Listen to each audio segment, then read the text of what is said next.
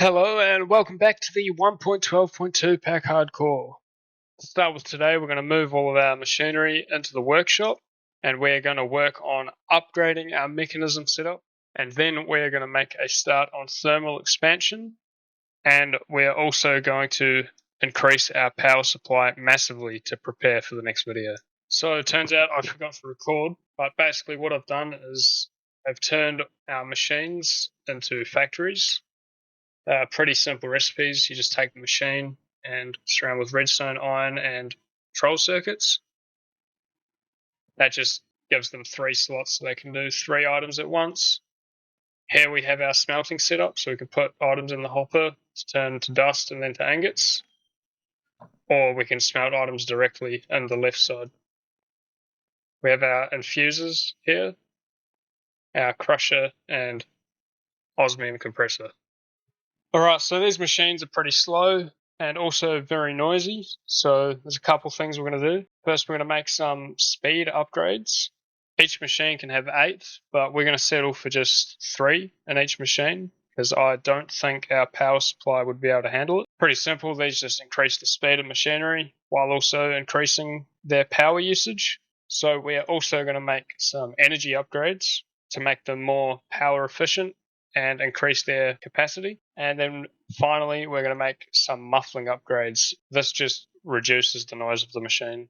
Okay, so I've made all of the upgrades I want for now. So let's go ahead and chuck these in.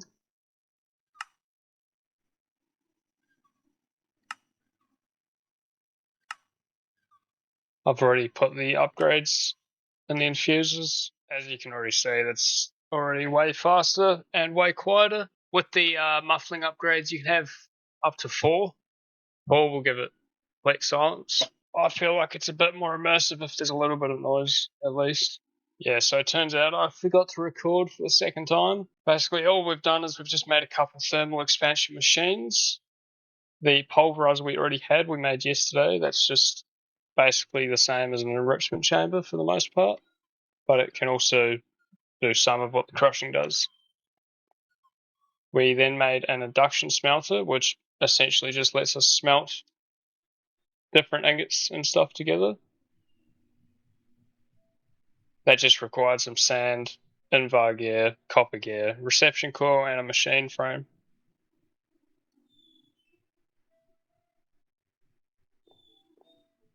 Then we made the energetic infuser. It's a pretty simple machine. Basically, it will just charge items for us. Like if we have like an electric jetpack or something, we can charge it in here. And lastly, we made the magma crucible and fluid transposer. So basically, the magma crucible will turn items and objects into liquids. For instance, redstone into destabilized redstone, ender pearls into resonant ender, and then it will send it to the fluid transposer, which will put it into items. That just required some nether bricks, hardened glass, machine frame, reception coil, copper gears, bucket, glass, machine frame, copper gears, reception coil. Overall, they're pretty cheap machines. Next, what we're going to do is we're going to upgrade these machines to increase their speed. So first of all, hardened upgrades. It's going to require some invar, redstone, and bronze gears. So the invar we can make in the induction smelter. It's just nickel and iron, as I've already made a fair bit. So now we just need bronze gears. So bronze we can make in the induction smelter as well, which is going to require 3 copper and 1 tin to make 4 bronze. So to start with, we will just make 1 upgrade, and we will put it straight on here. So that has made it a harder machine, so it's a little bit faster. Now we can make the rest of the hardened upgrades.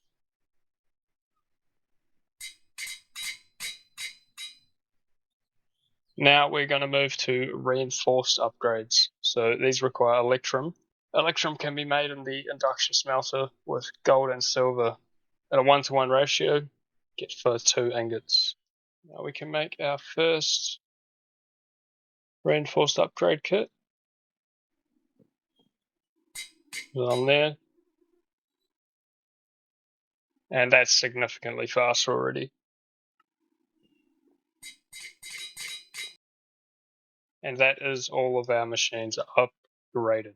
We could move to a Signalum upgrade kit or a Resonant upgrade kit, but we do not have the resources to craft these yet. I went exploring and I found a village. 37 enchantment tables. Like, what do you mean? Okay, so I just went on a quick mining trip, mainly just to get some more iron for the next project. So we have ran out of types. So I've just put a couple temporary chests down. We will make some more storage drives at some point soon. So next on the list, we're going to address our power situation. To do that, we're going to be building an Extreme Reactor, which is a multi-block structure requiring reactor casing, reactor controller, reactor glass, control rods, fuel rods, access port, and a power tap. These are all pretty easy to make. They just take a lot of iron graphite bars, which are from smelting coal, and redstone, gold, more graphite, more iron. The controller takes a diamond and a comparator, some yellorium. Control rod takes a piston. The access port takes a hopper, chest, and piston. It's all pretty straightforward. I'm going to start smelting some graphite. I've already got some there ready. While I wait for that, I'm going to dig a room out over here to place the reactor.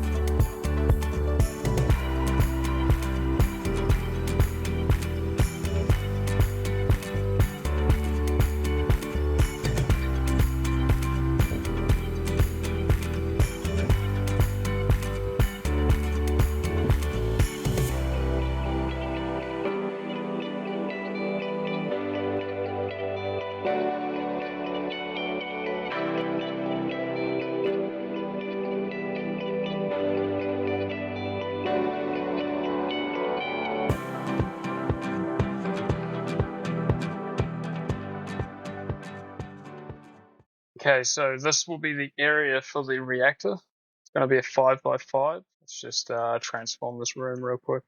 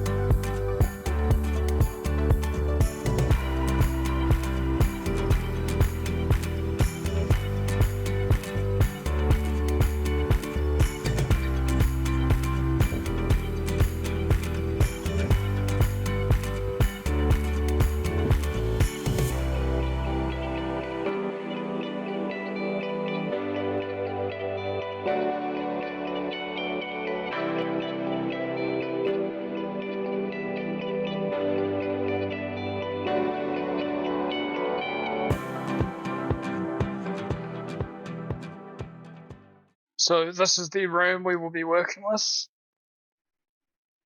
Leave this hole here because we will plug the reactor in right there. Okay, so first things first, we're going to need some reactor casing cores. Need our graphite. I'll make 10 of these for now. That is 44 reactor casing. Place it one block lower. And start putting the sides on.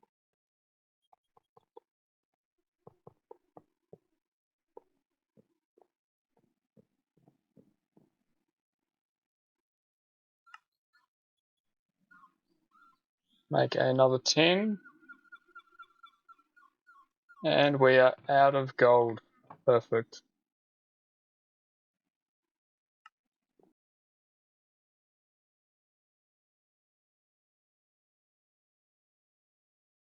Make a redstone comparator for the controller.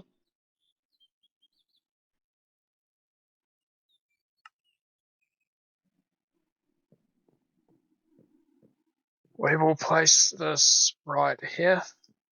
Make a piston. Make a couple. And there's our access port.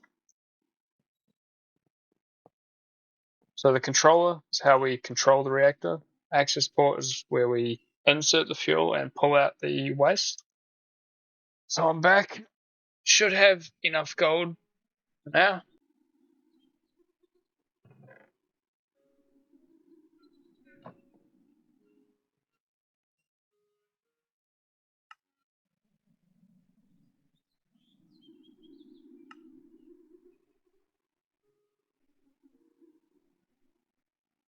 So we need a redstone flux power tap, a redstone block.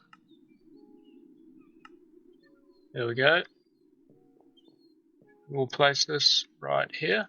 We can make some reactor glass. We're going to need 7. You don't need glass, you can just use reactor casing. I like to use glass to make it just look a bit better.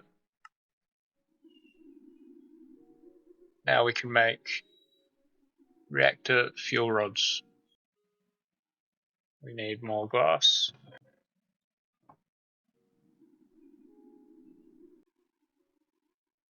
Now the last thing we need is the reactor control rods. So we're going to need 5 of these.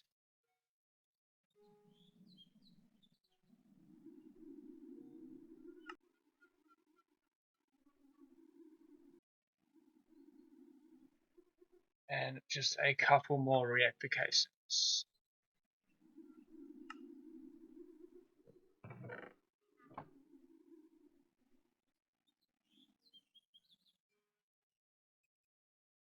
And we're just about out of iron as well. Again,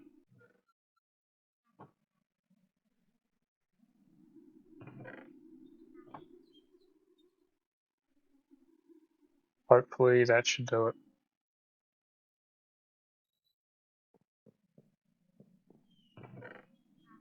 Last of all, we are also going to need some graphite. We're going to make some graphite blocks. This will work as the coolant for the reactor. You can also use water or liquid redstone. Graphite works more efficiently. Ultimately, we will upgrade to resonant ender and gelid cryothium, but we are not ready for that. So we're going to place our fuel rods in here like this, with the graphite in the middle of them. Our control rods will be at the top.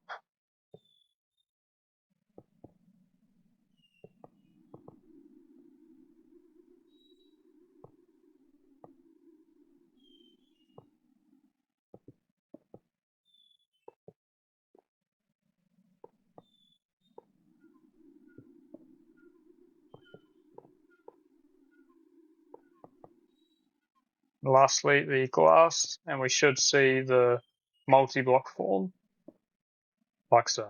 So these reactors just run on yellorium. Take some of this and chuck this in here. fuel rods fill up. See here the fuel status. And all we got to do is activate the reactor.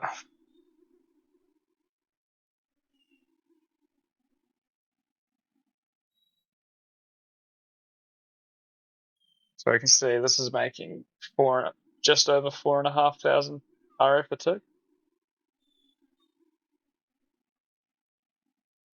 That is a lot of power for us at the moment. Now I'm going to turn it off because we don't need this much power quite yet. The wind generators are doing just fine. I'd rather not waste the fuel. What you can also do, if you need, is these reactor control rods. So if I start it back up, you can increase the control rod on each one of them. We look here, it's currently at core heat of 1446 degrees Celsius, generating 4.6 thousand RF. We can insert the control rods however much you want. Let's just do a lot for the sake of showing you. And the core heat will drop and the power production will drop as well, also resulting in it using less millibuckets of fuel. That will be the end of today's video. Thank you for watching. I hope to see you next time. Don't forget to like and subscribe. See ya.